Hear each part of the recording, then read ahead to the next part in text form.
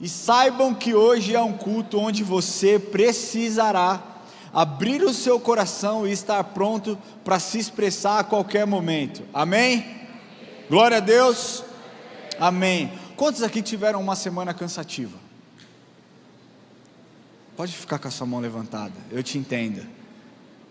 Quantos aqui tiveram uma semana de muita luta, de muita guerra, de muita dificuldade emocional, de muitos desafios? Quem aqui viveu isso aqui? Então deixa eu falar uma coisa. Jesus está aqui nesse lugar e está trazendo uma mensagem para você nessa noite. Ele diz para você: vinde a mim, vós que estáis cansados e sobrecarregados, porque eu vos aliviarei. Quantos aqui querem um alívio do Senhor na sua vida? Amém? Então você vai precisar abrir o seu olho, abrir o seu coração, acordar onde você estiver, porque Deus vai fazer uma obra extraordinária na sua vida. Glória a Deus por isso. Segunda pergunta que eu quero fazer para você: quem aqui é apaixonado por Jesus? O que Jesus representa para você? Como é que é? Tudo! Então vocês vão ter que melhorar isso aqui. Quem aqui é muito apaixonado por Jesus? Quantos aqui reconhecem que nada foi feito sem a presença dEle?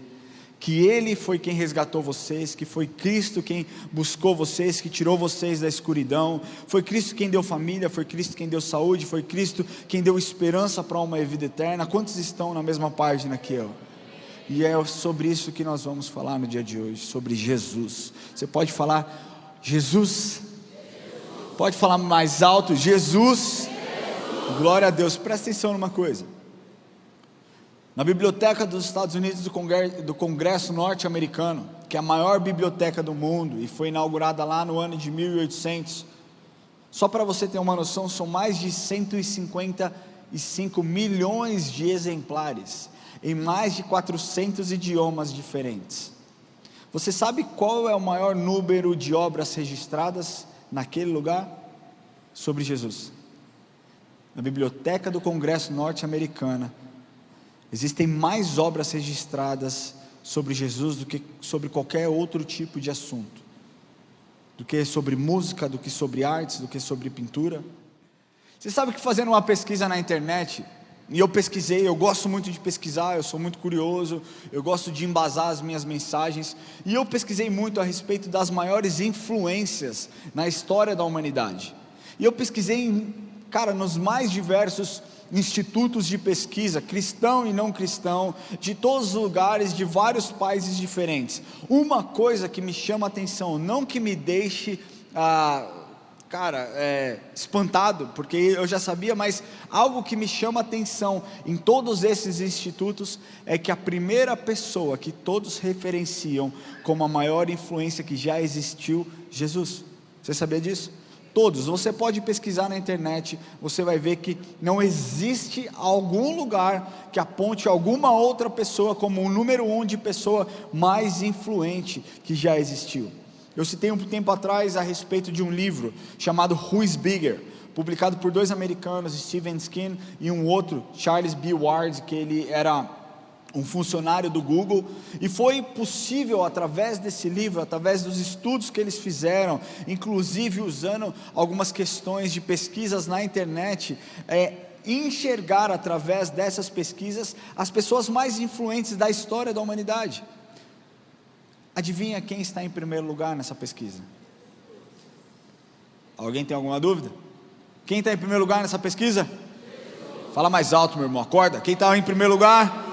Jesus. Em segundo lugar nós temos Napoleão Bonaparte. Em terceiro lugar William Shakespeare. Em quarto Maomé. Em quinto Abraham Lincoln. Em sexto George Washington. E por aí vai, tem tantos outros, mas Jesus está em primeiro lugar. Agora pense uma coisa, para nós cristãos isso é uma coisa meio óbvia, mas quando perguntado para ateu quem é Jesus, quem Jesus foi, mesmo eles que não possuem fé alguma, quando você pesquisa na internet, você vê algumas respostas curiosas, e uma resposta que eu achei de uma grande personalidade que se diz ateu, ele diz que Jesus foi um personagem bem bacana da cultura mundial. Para os budistas, embora a crença em Jesus não seja compartilhada por eles, muitos acreditam que Jesus foi considerado um grande líder espiritual. Para os hinduístas, Jesus é considerado como um avatar. Aí você fala, como assim? Eu vou te explicar. Significa que eles acreditam que Jesus é uma encarnação divina, que veio para ensinar amor, ensinar compaixão, ensinar perdão, ensinar respeito aos seres humanos. Porém eles não reconhecem Jesus como nós cristãos reconhecemos. Por quê? Porque no hinduísmo existem vários deuses diferentes. Para os muçulmanos, Jesus foi um grande homem e um grande profeta. Vocês sabiam que no Alcorão a palavra Jesus, o nome de Jesus aparece por 25 vezes? Ou seja, todas as religiões, todos sabem que Jesus foi uma figura importantíssima, foi uma figura extraordinária. Só que nós sabemos que Jesus não foi. Jesus é e Jesus sempre será a figura mais extraordinária que a terra já viu e que qualquer olho já conseguiu enxergar. Amém? Mas o que acontece é que é muito comum também nos dias de hoje, nós vemos pessoas tentando diminuir a relevância de quem Jesus foi. Nós percebemos mesmo dentro do cristianismo, pessoas que levam uma vida, patética, quando diz respeito a um relacionamento com Deus. Existia um tempo atrás os católicos não praticantes. Quem aqui já foi um católico não praticante? Os meus pais já foram. Agora existem aquela categoria nova de evangélicos não praticantes, que são aquelas pessoas que se dizem cristãs, se dizem evangélicas e continuam postando os maiores absurdos na internet, vivendo uma vida como se nada tivesse acontecido e como se elas não devessem andar em santidade. Aqui está um erro. Por que eu digo que aqui está um erro? Porque muitas pessoas acreditam que o simples levantar de mão e a confissão com a sua boca de que a partir de hoje não sou mais eu quem vivo, mas Cristo vive em mim, já é suficiente para eu ser considerado uma pessoa devota e com comunhão plena com Jesus. Não é assim que funciona. Relacionamento requer tempo gasto, tempo investido, isso gera intimidade, isso gera vida, e aí então, a partir desse primeiro passo que você dá, confessando Jesus como seu Senhor e Salvador, você abre o leque e uma nova jornada espiritual começa na sua vida, uma jornada extraordinária. Nós sabemos quem Jesus é, mas sabe qual que é o problema? O problema é que muitas vezes nós estamos inseridos em um determinado lugar, e nós não temos a visão total. Ou então essa visão foi corrompida, ou então essa visão foi distorcida, ou então simplesmente algo aconteceu que não nos deixa enxergar o que de fato é. Vou te dar um exemplo. Quando muitas vezes as pessoas perguntam para mim, qual a igreja que você congrega, que você está junto e pastoreia, eu falo, é a Church. A galera, uau, e a Church? Nossa, é uma grande igreja. Para nós que estamos aqui inseridos, nós pensamos, é uma grande igreja, mas nós não sabemos o impacto que nós temos muitas vezes em outras comunidades, em outros lugares. E com Jesus é a mesma coisa, nós sabemos quem Jesus é para nós, o que Ele significa, mas por estarmos inseridos dentro de um contexto onde nós buscamos a Deus e nos relacionamos com Deus, muitas vezes nós esquecemos quem de fato é Jesus. As pessoas se relacionam com Jesus como se Jesus fosse qualquer um. Jesus não é qualquer um, amigo. Presta atenção, Jesus não é o seu chapa, Jesus não é o seu brother, Jesus não é o seu colega, Jesus é Deus, e Ele precisa ser reverenciado como um Deus. Não que você precise ter um tipo de forma para falar com Jesus, mas nós não podemos achar que Jesus não detém todo o poder, porque Ele ainda detém todo o poder. Você está comigo? Amém? O nome de Jesus é poderoso para fazer coisas incríveis. Filipenses 2:10, Paulo diz o seguinte: para que ao nome de Jesus se dobre todo o joelho, nos céus, na terra e debaixo da terra. Para que ao nome de Jesus se dobre todo o joelho, nos céus, na terra e embaixo da terra. Como você tem se relacionado com Jesus? O que você tem feito com o nome de Jesus? Como que você tem buscado a Jesus? Como que você tem adorado a Jesus? E hoje eu quero falar sobre Jesus. Eu quero abordar com vocês 3 pontos aqui. de quem Jesus é, para que nós voltemos os nossos olhos ao que realmente importa, de fato quem Ele é, para que você saia daqui transformado e impactado. Amém? Amém? Glória a Deus. Primeiro, Jesus é o poder para a salvação. Você pode repetir isso? Jesus. Vamos organizar? Vamos? Aqui. Jesus é o poder para a salvação. Presta atenção, muitos líderes religiosos apareceram ao longo da história. Muitos se dizendo salvadores, muitos se dizendo dedicados, comprometidos, mas a verdade é que existe só um Salvador. Mateus, o Evangelho de Mateus, capítulo 1, versículo 20 a 21, diz assim: enquanto ponderava essas coisas, eis que lhe apareceu em sonho um anjo do Senhor dizendo: José, filho de Davi, não temas receber Maria, tua mulher, porque o que nela foi gerado é do Espírito. Ela dará luz a um filho, e lhe porás o nome de Jesus, porque ele salvará o seu povo dos pecados deles. Vamos lá, vamos entender aqui. Quando Adão e Eva decidem pecar no Éden, toda a humanidade, então, a partir daquele momento, é formada no pecado. O pecado original contaminou todo o ser humano, e com o pecado em nossas vidas, nós somos separados da presença de Deus, porque o que a Bíblia diz? Que onde existe o pecado, Deus não habita.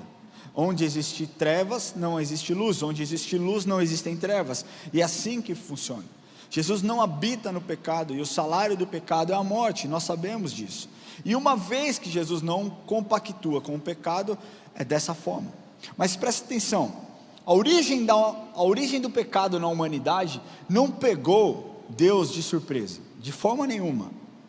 Nos seus desígnios eternos, Deus já sabia e já tinha providenciado uma solução para o problema do pecado. Presta atenção, desde o começo Deus sabia e já tinha providenciado uma solução para o pecado.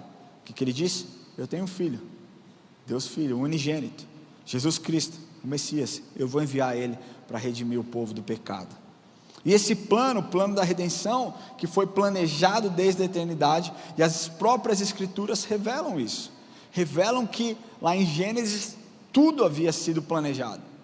Mas também Deus anunciou o nascimento do Messias através dos profetas do Antigo Testamento, Isaías e tantos outros que anunciaram a vinda de Jesus. Não só isso, dos cânticos dos salmistas, que nós também podemos ver através dos símbolos e pactos que apontavam para a vida do Salvador. Nós podemos ver isso tudo na Bíblia. Mas quando o anjo do Senhor se apresenta a José, ele fala sobre a profecia que havia sido feita pelos profetas no passado. Então, apesar de nós entendermos que Jesus é o Cordeiro de Deus, conhecido desde antes da fundação do mundo, ele foi revelado segundo o propósito de Deus e também segundo o seu tempo oportuno. E aqui fica uma lição para a gente: Deus tem tempo para todas as coisas. A Bíblia diz: tudo tem o seu tempo determinado, e há tempo para todo o propósito debaixo do céu. E aí ele começa a falar: tempo de plantar, tempo de colher. Só que sabe o que acontece?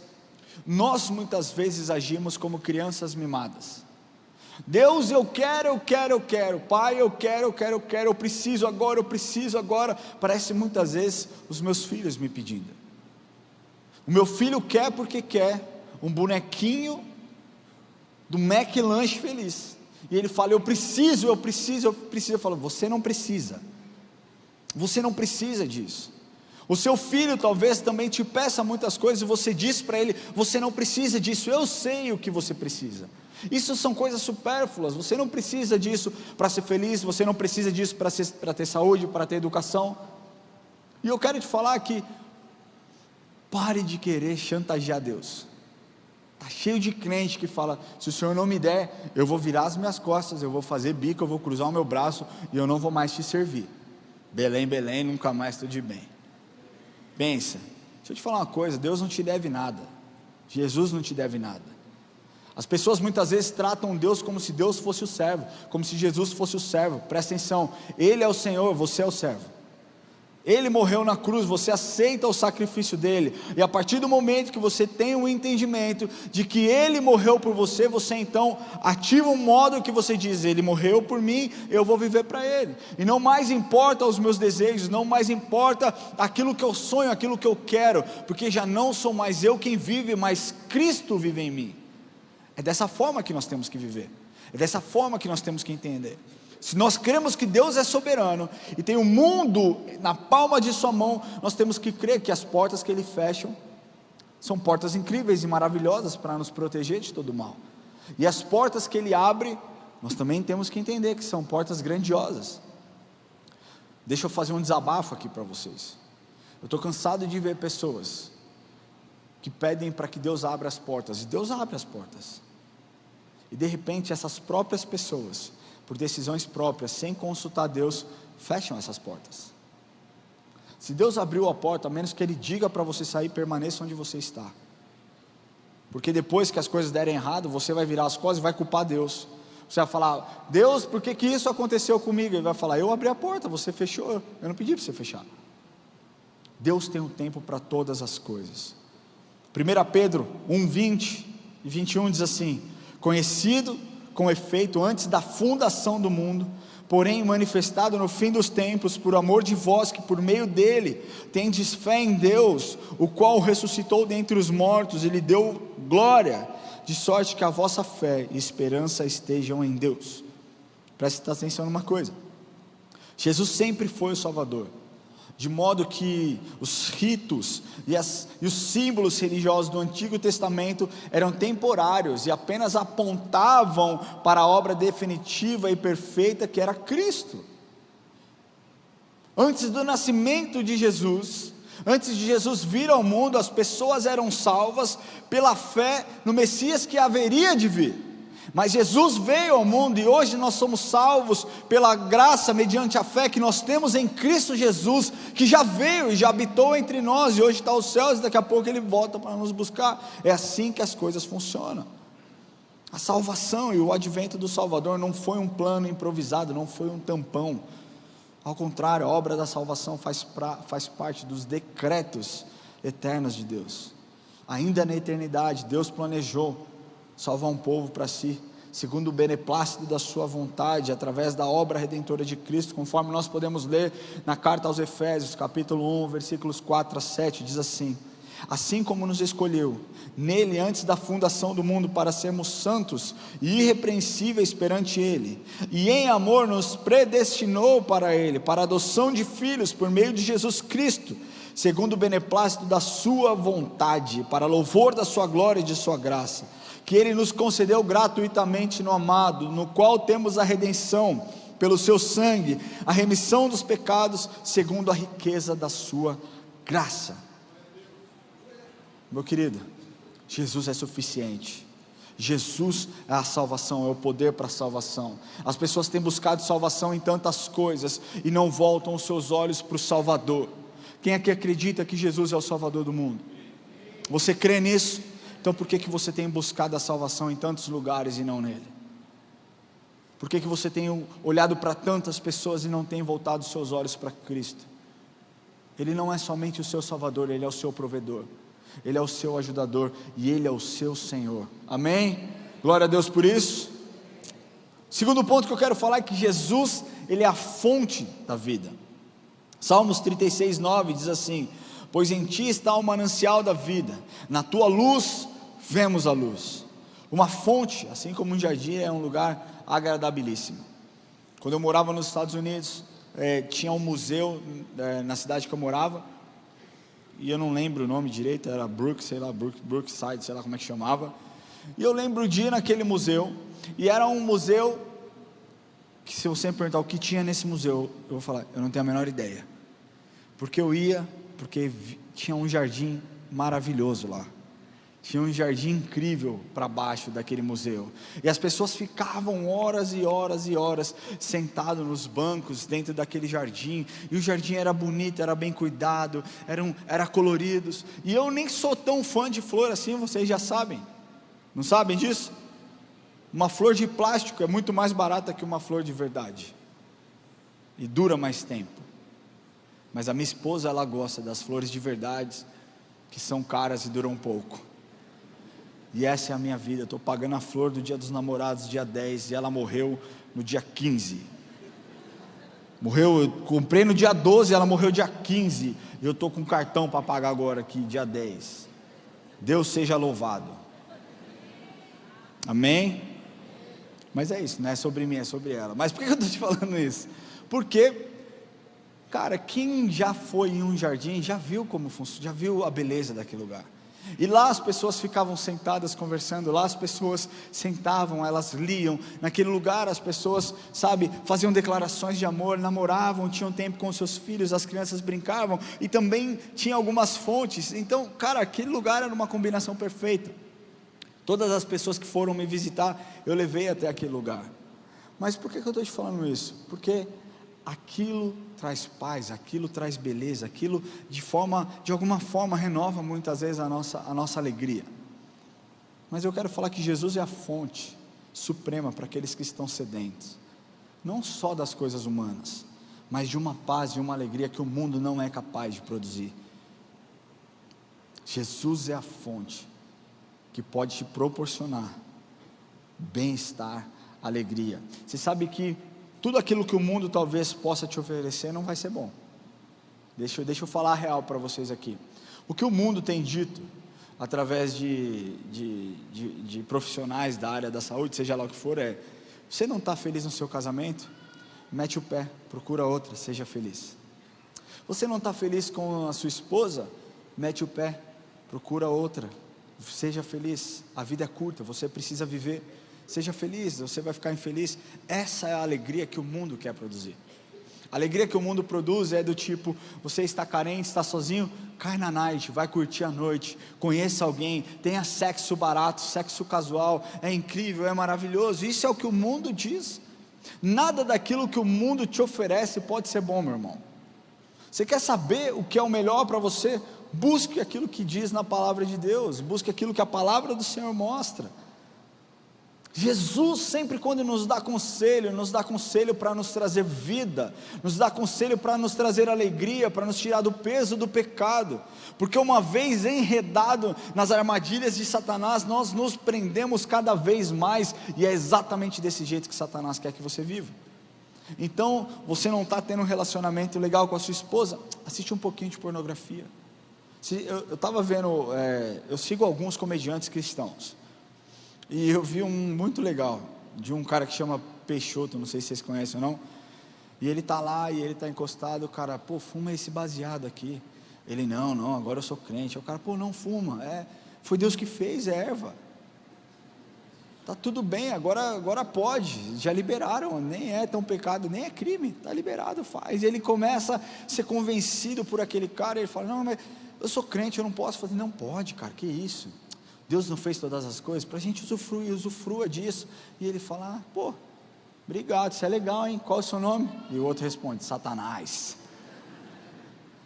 E é mais ou menos isso, Satanás tem feito isso, tem vindo com um discurso mole, com um discurso, sabe, aveludado, tranquilo, e muitos crentes têm caído nisso. Mas eu quero te falar que Jesus é a fonte de toda a vida, a origem de vida e a origem de bem-estar.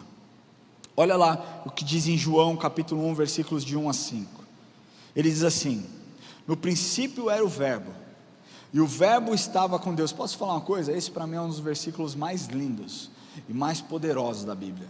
Eu não sei se você tem esse entendimento daquilo que eu sinto quando eu leio esse versículo. Olha o poder que consiste dentro desse versículo.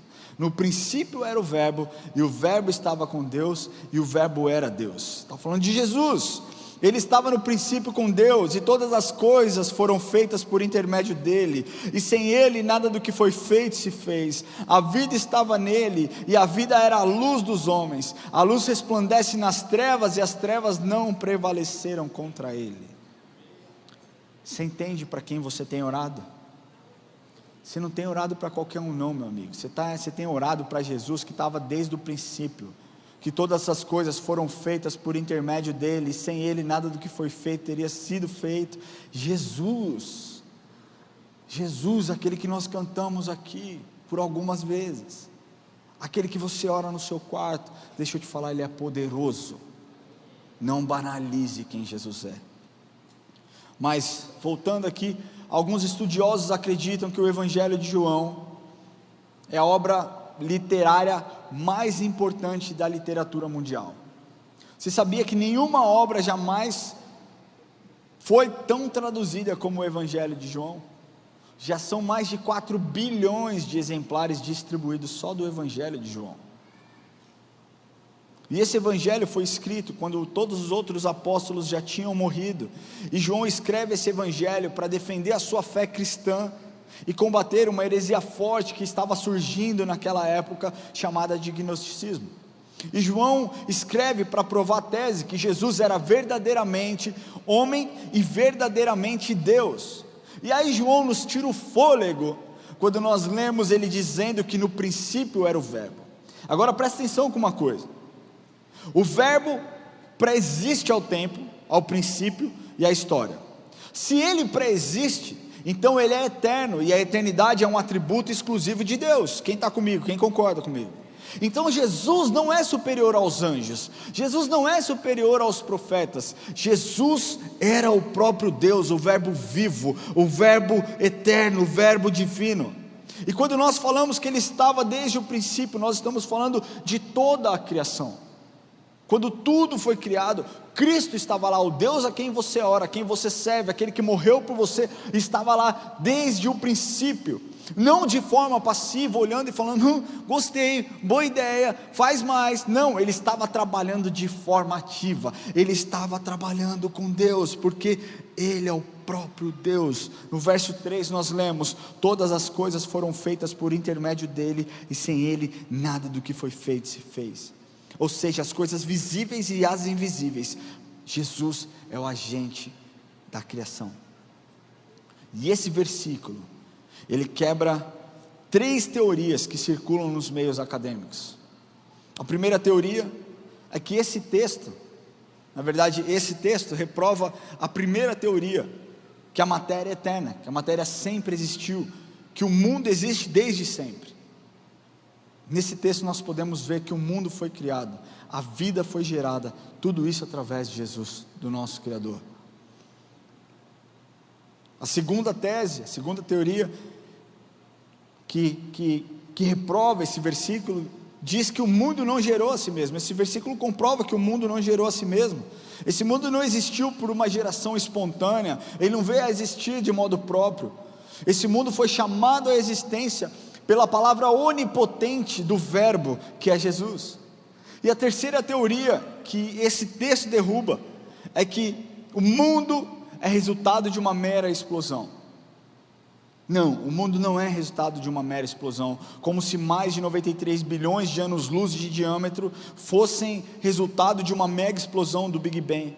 Deixa eu te falar uma coisa, não foi por acaso que Deus nos posicionou a terra onde Ele está.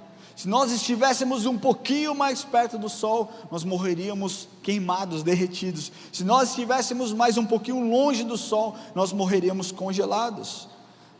Jesus é perfeito. Não foi uma explosão que deixou a lua na órbita, foi a própria mão de Deus, o Criador. E hoje a ciência, ela não fica mais pasma. Pode aplaudir o Senhor. Deixa eu te falar uma coisa, que hoje a ciência, ela não fica mais pasma, mais perplexa com o micro-universo, com o macro-universo.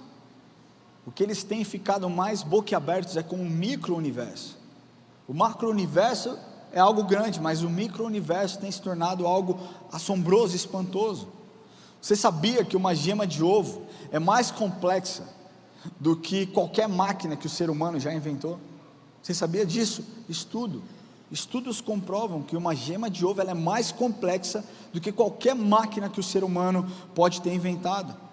O Dr. John Wilson, lá de Harvard, ele que é um oftalmo de fama mundial, um cara extremamente conhecido, uma sumidade nesse ramo da oftalmologia no mundo, ele afirmou que no fundo de cada um dos nossos olhos possuem 60 milhões, saem 60 milhões de fios condutores encapados.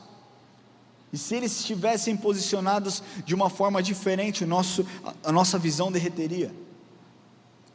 Você sabe que seriam necessárias reunir todas as centrais telefônicas existentes no mundo para igualar o tanto de fio que tem atrás dos nossos olhos.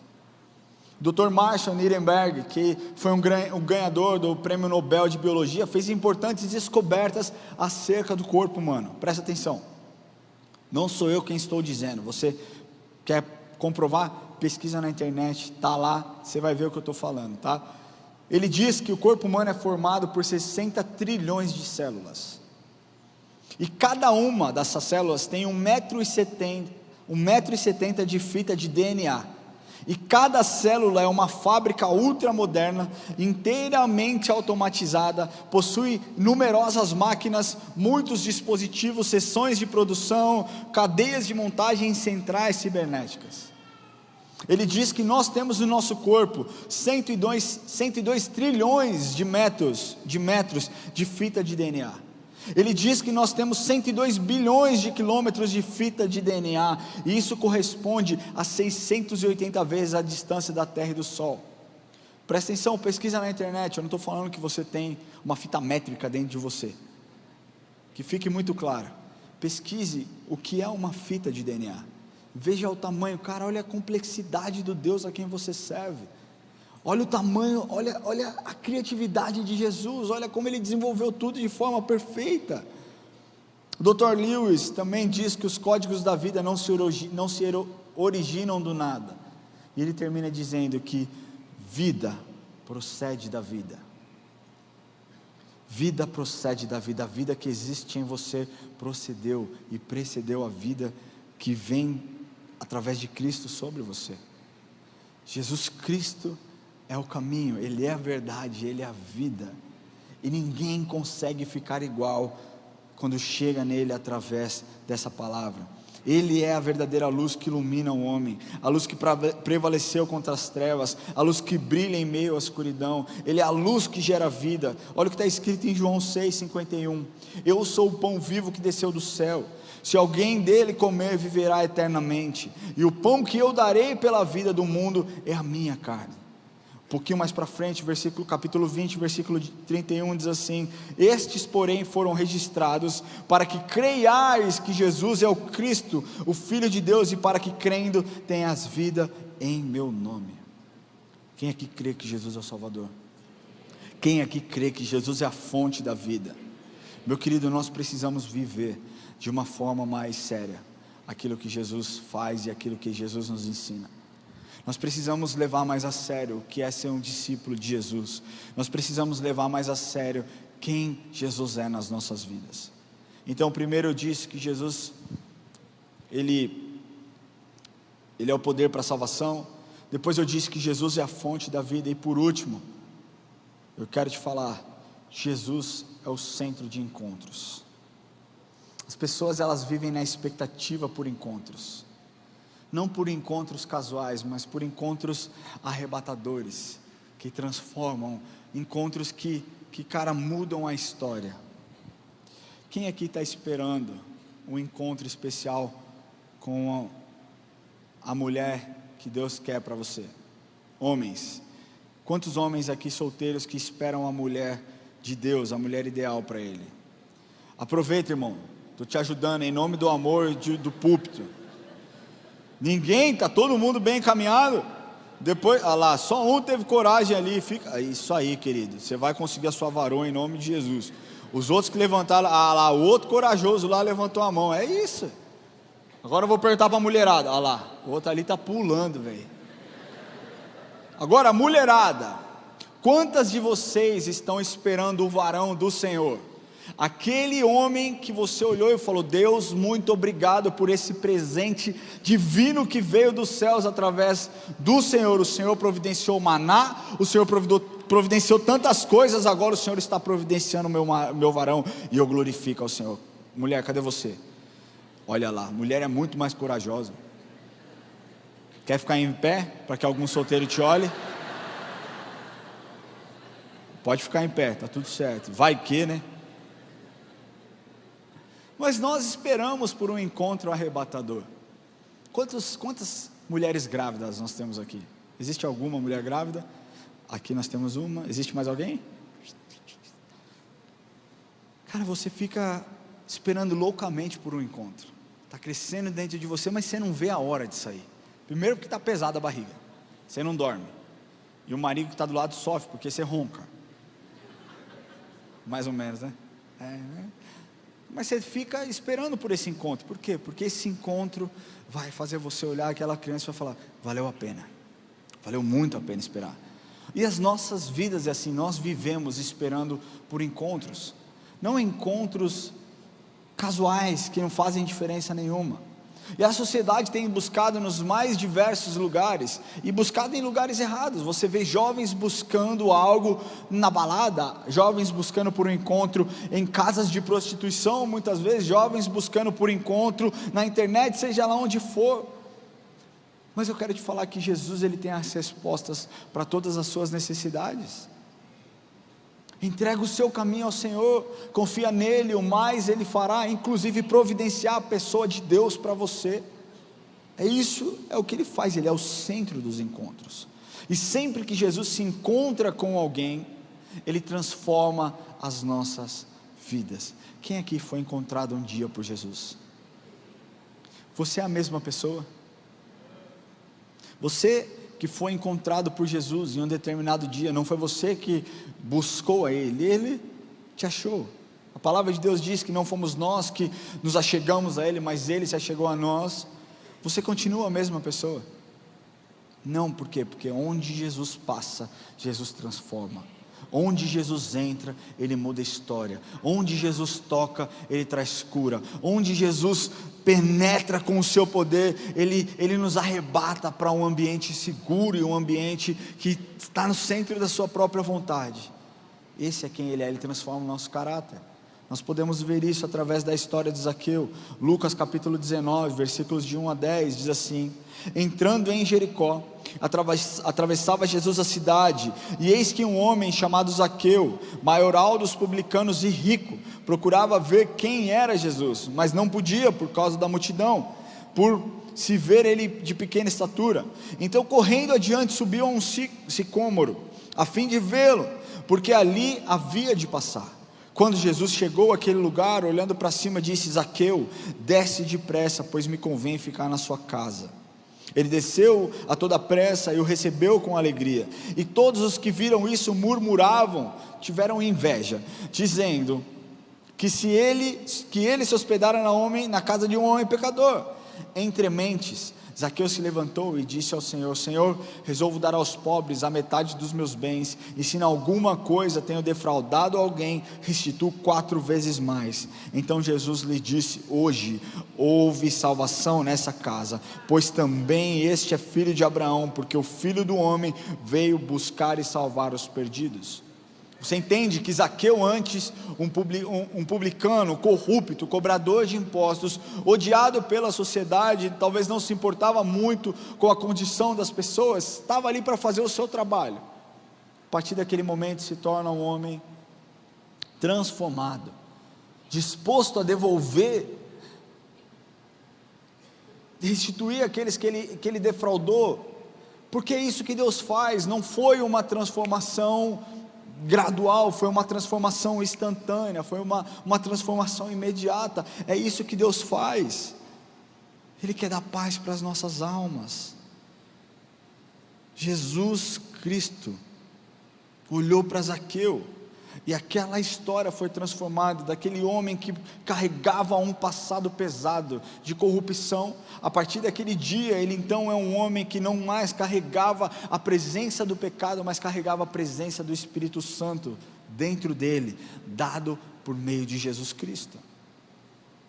Mas o outro encontro que Jesus também nos proporciona é o encontro com a nossa paz interior. Existem muitas pessoas que estão aprisionadas ao pecado, existem muitas pessoas que estão amarradas em pecados, existem muitas pessoas que estão possessas por demônio, e onde Jesus passa, Ele varre. Onde Jesus passa, os demônios caem. Onde Jesus passa, as cadeias, as correntes são quebradas. Isso a palavra de Deus nos mostra. Presta atenção, Lucas capítulo 8, versículos 1 e 2 diz assim: aconteceu depois disso, que andava Jesus de cidade em cidade, de aldeia em aldeia, pregando e anunciando o evangelho do reino de Deus. E os 12 iam com ele, e também algumas mulheres que haviam sido curadas de espíritos malignos e de enfermidades. Maria, chamada Madalena, da qual saíram 7 demônios. Jesus transformou a história dessa mulher. Algumas pessoas sugerem que ela era uma prostituta, mas a Bíblia não diz claramente a respeito disso. O que nós sabemos de fato é que Maria Madalena estava possessa por 7 demônios. O que nós sabemos de fato é que Jesus, quando tocou nessa mulher, ela teve os seus demônios expulsos, e ela se torna uma seguidora leal de Jesus, fiel de Jesus. A primeira pessoa que viu Jesus ressurreto, Maria Madalena. Foi Maria Madalena, uma das principais mantenedoras do ministério de Jesus. É isso que Jesus faz quando Ele entra na nossa vida, quando Ele se encontra com a gente tem paz de espírito, uma paz que o mundo não consegue produzir, a paz que excede todo entendimento, é só através da presença e de um encontro genuíno com Jesus. Você já foi em velório de pessoas cristãs? É uma comparação, mas eu quero te falar. Um velório de uma pessoa que não é cristã, cara, é muito triste. Todo velório é triste, mas daquela pessoa que nunca se entregou para Jesus, você vê a família aos prantos, você vê a família desesperada, você não sabe o que acontece, como se um dia vai se ver, se vai se reencontrar. Para aqueles que estão em Cristo, nós entendemos que a nossa vida é muito valiosa, mas maior ainda é quando nós estivermos ao lado na presença de Deus, na eternidade. Aquele que crê em mim, ainda que esteja morto, viverá. Essa é a palavra de Deus para cada um de nós. Jesus, quando entra na vida dessa mulher, Ele traz abundância para ela em todas as áreas. Um encontro com Jesus nos liberta do nosso passado, nos liberta de nós mesmos. E um ponto importante, dentro desse contexto de encontros, é que o encontro com Jesus produz cura, porque Jesus é a fonte da cura. E dentro dessa história nós podemos ver o que está escrito lá em Isaías 53:5, que diz: mas Ele foi transpassado pelas nossas transgressões e moído pelas nossas iniquidades, o castigo que nos traz a paz estava sobre Ele, e pelas suas pisaduras fomos sarados. Jesus nos proporciona a cura, e os evangelhos mostram 30 milagres de curas que Jesus realizou ao longo dos seus 3 anos de ministério. Mas também no Evangelho de João, capítulo 21, versículo 25, diz que outros incontáveis testemunhos e milagres foram feitos, que não poderiam ser captados e compilados num livro só, porque seria grande demais. Ou seja, nós sabemos que 30 curas foram as curas relatadas, fora as outras. Todos que passaram por Jesus, que clamaram por Jesus, tiveram a sua vida resgatada, a sua vida transformada. Mas uma das curas para mim mais emblemáticas que eu vejo, que fala comigo, é a cura do paralítico do tanque de Betesda. Essa cura para mim me pega, ela é muito forte. Olha o que diz lá em João capítulo 1 versículo 19, diz assim: passadas essas coisas, havia uma festa dos judeus, e Jesus subiu para Jerusalém. Ora, existe ali junto à porta das ovelhas um tanque, chamado em hebraico Betesda, o qual tem 5 pavilhões. Nesse jazia uma multidão de enfermos, cegos, coxos, paralíticos, esperando que se movesse as águas, porquanto um anjo descia em certo tempo, e aqui os estudos sugerem que o anjo descia de 1 ano em 1 ano, a cada ano, mais ou menos assim, e agitando as águas, e o primeiro que entrava no tanque, uma vez agitada a água, sarava de qualquer doença e enfermidade que tivesse. Estava ali um homem enfermo, havia 38 anos. Jesus, vendo-o deitado, e sabendo que estava assim há muito tempo, perguntou: queres ser curado? Respondeu-lhe o enfermo: Senhor, não tenho ninguém que me ponha no tanque quando a água é agitada, pois enquanto eu vou, desce outro antes de mim. Então lhes disse Jesus: levanta, toma o teu leito e anda. E imediatamente o homem se viu curado, e tomando o seu leito, pôs-se a andar. Por que esse texto para mim é muito marcante? Porque nós, seres humanos, criamos pontes para uma cura.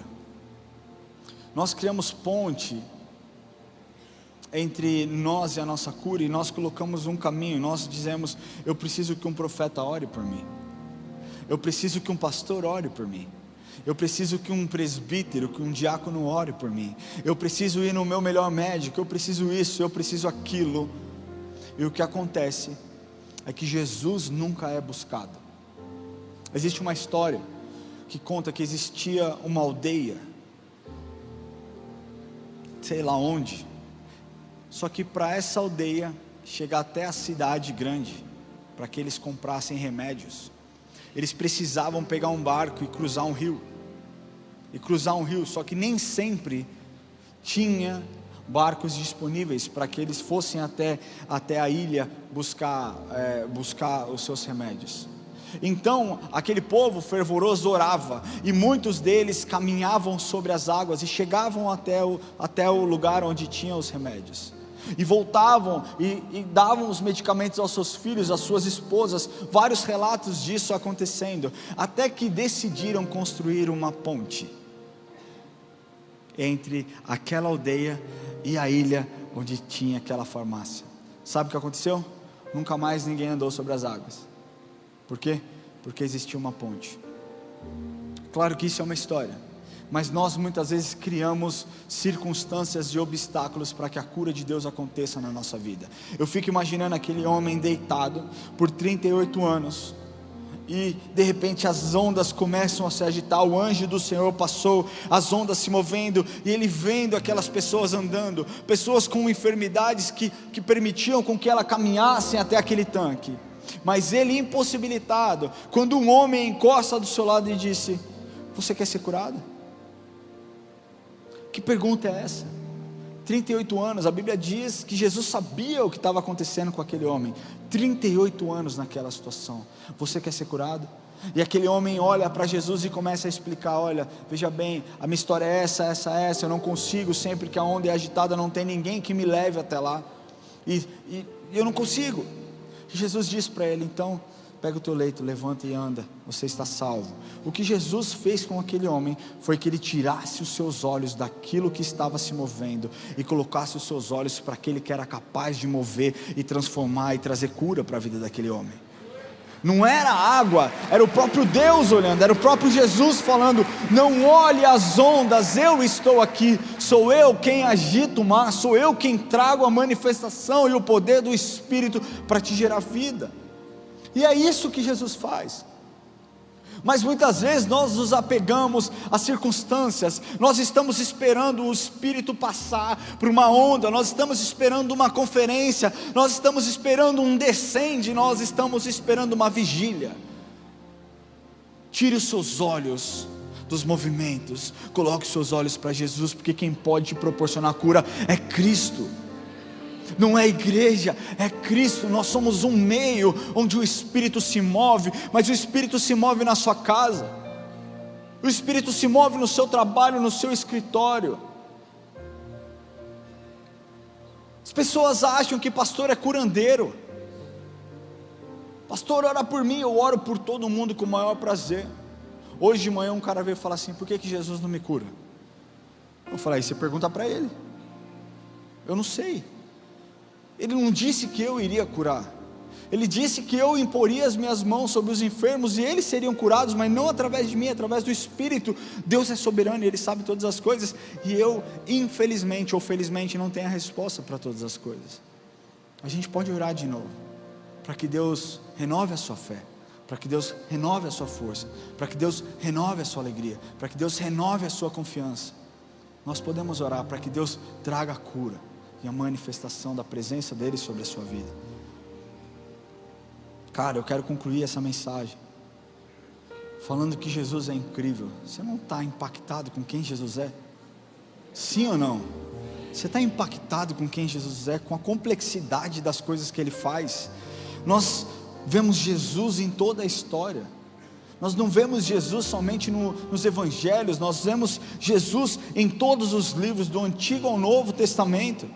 Porque em Gênesis ele é o princípio de todas as coisas, em Êxodo ele é o cordeiro morto, cujo sangue foi passado nos umbrais das portas, em Levítico ele é o sumo sacerdote, em Número ele é a nuvem de fogo, ele é uma nuvem de dia e uma coluna de fogo durante a noite, em Deuteronômio ele é o profeta como Moisés, em Josué ele é o capitão da nossa salvação, em Juízes ele é o nosso juiz e o nosso legislador, em Ruth ele é o nosso parente, o nosso redentor, em 1 e 2 Samuel ele é o nosso profeta, em 1 e 2 Reis e Crônicas ele é o nosso soberano rei, em Esdras ele é o nosso fiel escriba, em Neemias ele é o nosso ajudador, aquele que reconstrói as nossas paredes destruídas, em Esther ele é o nosso Mordecai, em Jó ele é o nosso redentor vivo, em Salmos ele é o grande pastor, em Provérbios e Eclesiastes ele é a nossa sabedoria, em Cantares ele é o nosso amado, em Isaías ele é o príncipe da paz, em Jeremias ele é a nossa justiça, em Lamentações ele é o profeta que chora, em Ezequiel ele é um maravilhoso homem de 4 faces,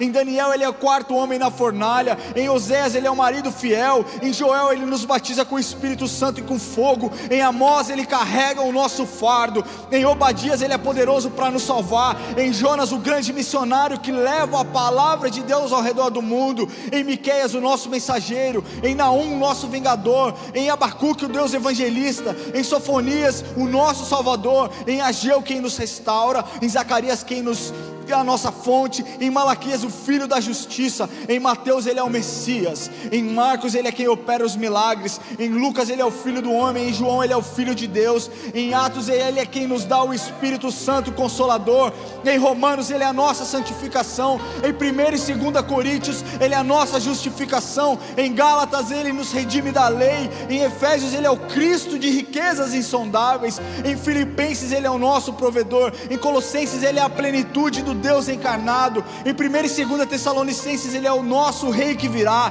em 1 e 2 Timóteo ele é o nosso mediador, em Tito ele é a nossa bendita esperança, em Filemão ele é o amigo mais chegado que o irmão, em Hebreus ele é a aliança de sangue, em Tiago ele é o grande médico, em 1 e 2 Pedro ele é o pastor principal, em 1, 2 e 3 João ele é o nosso amor, em Judas ele é o Senhor que vem com milhares de santos, e em Apocalipse ele é o rei dos reis, e ele é o Senhor dos senhores. Se você crê nesse Jesus, levante do seu lugar agora e se expresse na presença dele. Esse é o Deus quem nós servimos, esse é o Deus a quem nós servimos, porque nós não adoramos a um Deus morto, a um Deus derrotado, nós adoramos a um Deus vitorioso, que morreu por nós, que a história mostra como o homem mais incrível que já existiu. Nunca houve, nunca haverá alguém como Jesus Cristo, o Rei dos Reis, o soberano Rei da terra. Esse é quem Ele é. E eu quero encerrar essa mensagem lendo aquilo que está em Efésios para vocês 1:3, porque talvez tenha sido a sua primeira vez aqui dentro. E talvez você tenha buscado, você tenha entrado aqui derrotado, destruído, suas emoções abaladas. Você tem dito: eu tenho buscado alegria, eu tenho buscado esperança, eu tenho me esforçado, eu sou um bom homem, eu sou uma boa mulher, eu não traio, eu não minto, eu não sonego imposto, eu não roubo no meu trabalho. O que está de errado em mim? Eu quero te falar, você pode ter tudo, mas sem Jesus você não tem nada. Você pode ser a pessoa mais incrível do mundo, com as melhores intenções, com o melhor caráter, isso não te garante a eternidade. Agora você pode ser uma pessoa corrupta, presa ao pecado, presa à pornografia, preso à podridão das suas escolhas. Mas quando você se entrega, quando você dobra os seus joelhos, você encontra a misericórdia, porque a palavra de Deus diz: aquele que confessa os seus pecados e os deixa, alcança a misericórdia. E quando nós aceitamos com o nosso coração e confessamos com a nossa boca que Jesus Cristo é o Senhor, Ele entra na sua vida e ressignifica muitas coisas que se perderam ao longo da sua história. Palavras que foram lançadas, mentiras que soaram no seu ouvido, que você não é capaz, que você não é ninguém, que você não presta para nada. Mas olha o que Jesus está te dizendo hoje: em quem também vós, depois que ouvistes a palavra da verdade, o evangelho da vossa salvação, tendo nele também crido, fostes selados com o Espírito Santo da promessa. Jesus Cristo está aqui, e Ele veio te resgatar nessa noite.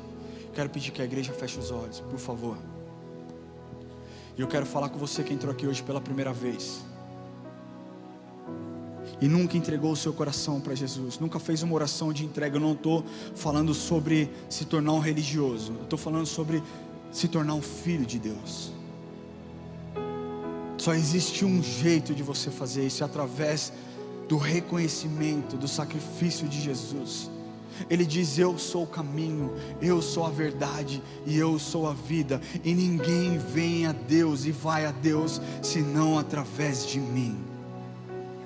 E o que Ele está te falando hoje é: eu me importo com você, a ponto de morrer naquela cruz, a ponto de ser humilhado, a ponto de ser açoitado, a ponto dos meus ossos ficarem expostos, das minhas feridas ficarem expostas, mas eu fiz isso porque eu te amo. Entrega o seu caminho ao Senhor, confia nele, e o mais Ele fará. A igreja está de olhos fechados. Eu quero perguntar: existe alguém que deseja entregar o coração para Jesus nessa noite? Levante a sua mão onde você estiver e nós vamos orar. Levante a sua mão o mais alto que você puder, para que nós possamos te ver. Glória a Deus pela sua vida. Glória a Deus pela sua vida. Existe mais alguém? Glória a Deus pela sua vida. Existe mais alguém desse lado que deseja entregar o coração para Jesus? Deus está nesse lugar. Deus está se movendo. Glória a Deus pela sua vida. Eu vejo você. Glória a Deus pela sua vida. Existe mais alguém nesse lugar que deseja entregar o coração para Jesus? Essa é a decisão mais importante que você pode fazer na sua vida. Existe mais alguém que deseja entregar o coração para Jesus? Não resista à doce presença do Espírito Santo nesse lugar. Levante a sua mão onde você estiver e nós vamos orar junto. Melhor, eu peço para você, fique com a sua mão levantada, por favor. Você que deseja entregar o seu coração, eu quero pedir que você saia do seu lugar e que você venha aqui à frente e nós vamos orar com você. Fique tranquilo, nós não vamos te pedir nada, mas eu quero te falar que a exposição é um passo importante para um relacionamento com Deus. Todas as pessoas que se expuseram na história para que Deus os tocasse, foram transformadas. Não fique preso no seu lugar. Eu não posso te obrigar a vir aqui, mas eu quero te falar que Jesus se expôs por você. Naquela cruz Jesus estava exposto por você. Sai do seu lugar, você que deseja entregar o seu coração para Jesus, porque Ele está nesse lugar e Ele deseja se encontrar com você. Só sai, só deixa o Espírito fluir. Jesus está nesse lugar, Ele está sendo exaltado nesse lugar. Nós damos toda a honra, toda a glória ao Rei dos Reis e ao Senhor dos Senhores. Por favor, um pouquinho mais perto aqui, para a gente orar junto. Ainda dá tempo. Se você deseja entregar o seu coração, ainda dá tempo. Sai do seu lugar. Glória a Deus pela sua vida pequenininha. Existe mais alguém? Se você está sem coragem de vir, pede para a pessoa que te trouxe nesse lugar aqui, para que te ajude. Fala assim: me leva lá na frente, porque eu não consigo sozinho. Eu estou envergonhado. Quero falar para vocês que nenhuma decisão é tão importante quanto essa. Você sabe que existem decisões que nós fazemos ao longo das nossas vidas, que mudam a nossa história. Eu decidi casar no ano de 2022, se eu não me engano. E eu casei, não, na verdade eu decidi casar antes, mas eu casei no ano de 2022, foi uma decisão minha.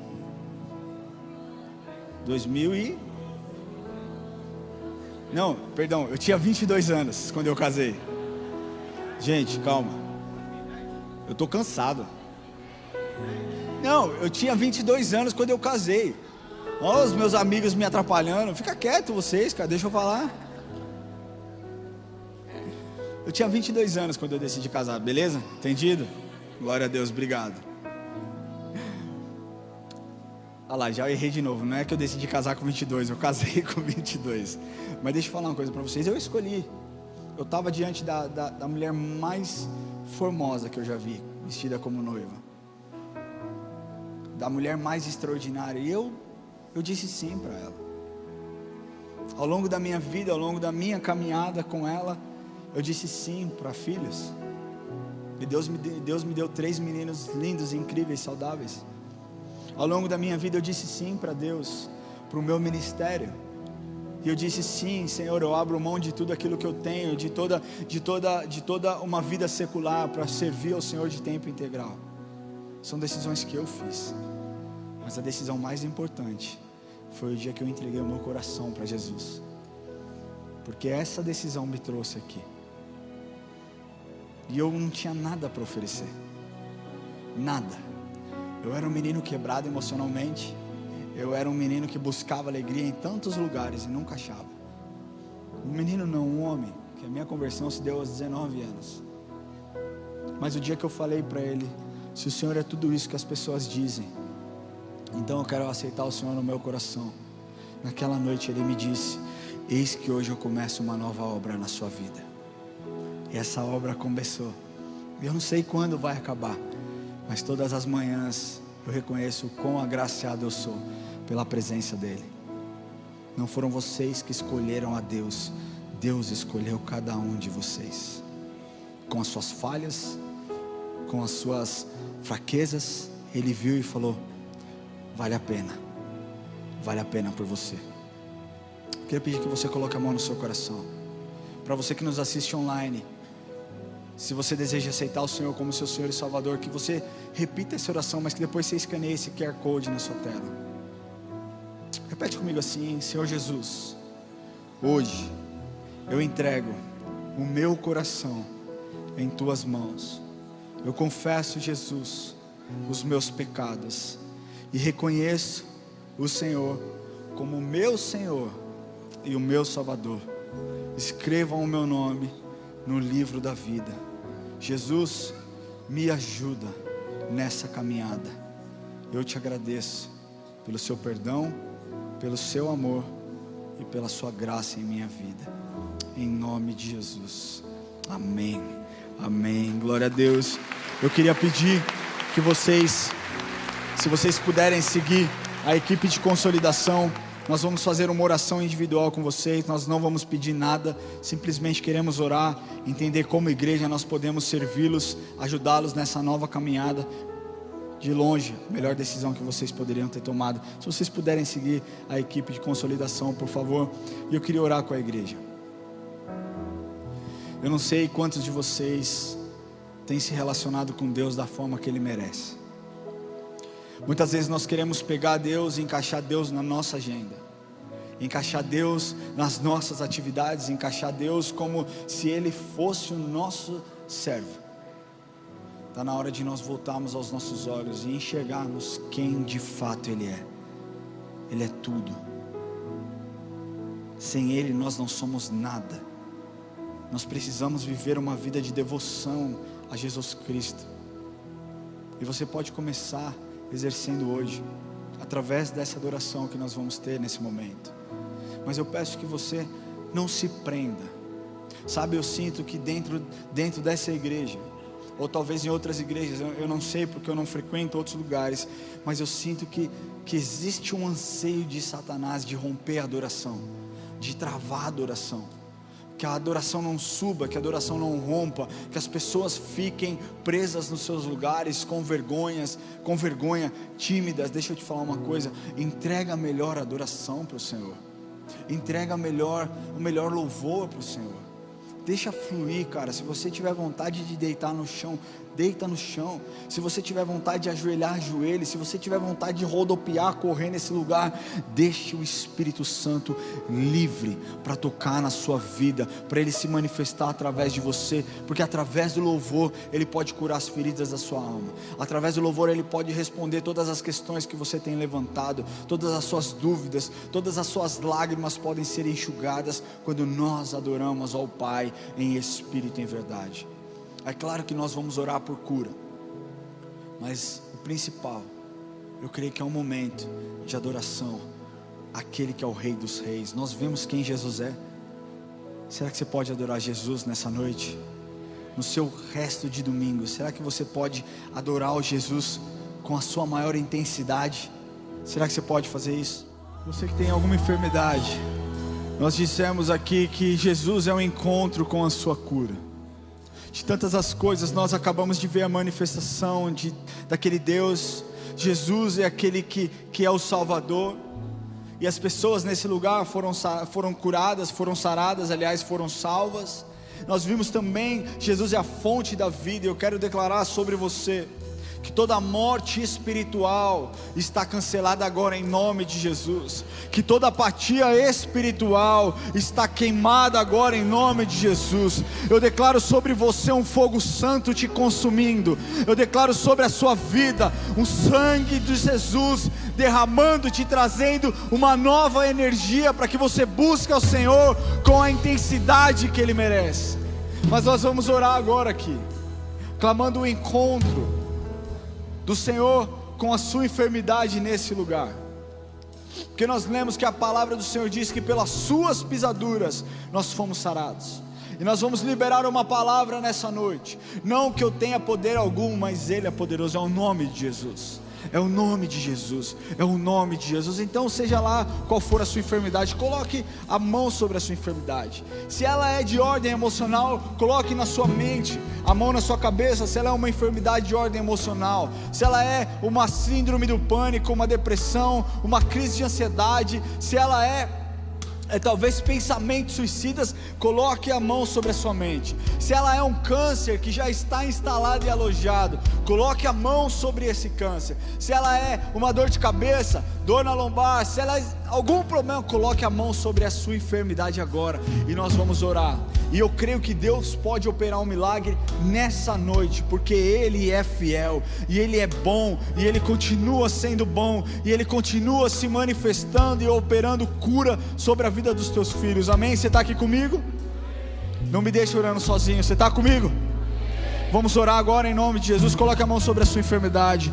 Senhor, no nome de Jesus, nós declaramos agora que toda enfermidade sai agora. Nós declaramos, Senhor, que toda enfermidade está lançada agora no abismo. Nós declaramos cura, nós declaramos vida. A sua palavra diz em Tiago que a oração do justo pode muito em seus efeitos. Por isso nós clamamos mente de Cristo sobre as mentes cativas, as mentes presas ao pecado, as mentes presas, Senhor, a espírito demoníaco. Nós repreendemos agora em nome de Jesus. Declaramos sanidade sobre aqueles que vivem com depressão. Nós declaramos agora o pleno funcionamento dos neurônios, produzindo a química necessária, saúde reestabelecida para aqueles que têm síndrome do pânico, Senhor, para aqueles que têm crise de ansiedade. Venha com a tua paz sobre as mentes agora em nome de Jesus. Deus, nós clamamos e nós declaramos uma palavra, porque a sua voz diz, a sua palavra nos ensina que tudo aquilo que nós pedíssemos em seu nome, para que o Senhor fosse exaltado, o Senhor assim faria.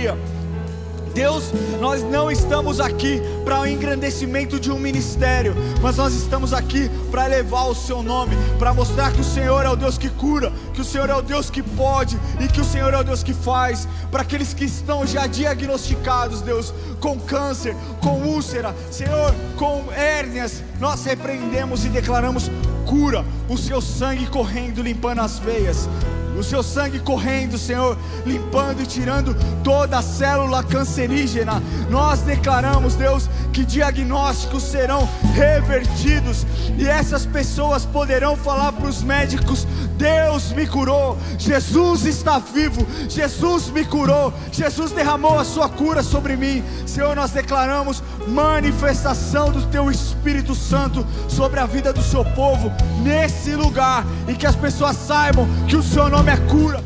Deus, nós reconhecemos o nosso privilégio de saber quem o Senhor é. Nós não adoramos a um Deus morto, nós adoramos a um Deus vivo, a um Deus vitorioso, que nem a morte pôde detê-lo, Senhor. Nós te louvamos, Jesus, e pedimos, Deus, que o Senhor nos relembre dessa palavra todos os dias dessa semana, ao longo das nossas vidas, que nós possamos relembrar, Deus, o Senhor não é qualquer um, Pai. O Senhor é o Criador de todas as coisas, aquele que morreu por nós, que nos deu vida em abundância, e nós queremos ter uma vida de devoção ao Senhor, que nós possamos honrar o seu nome, que nós possamos falar quem o Senhor é, espalhar as boas novas para que outras pessoas também sejam transformadas.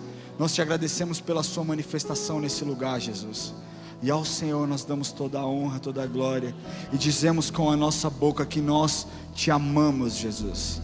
Nós amamos a sua presença, Jesus. Nós amamos te servir, Jesus.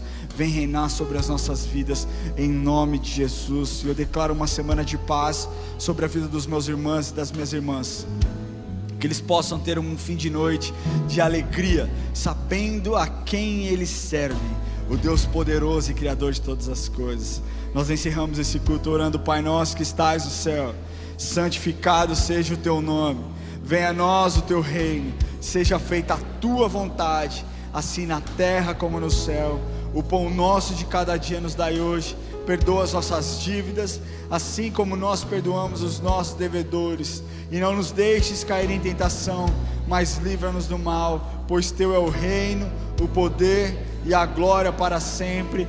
Amém. Que você tenha uma semana abençoada em nome de Jesus.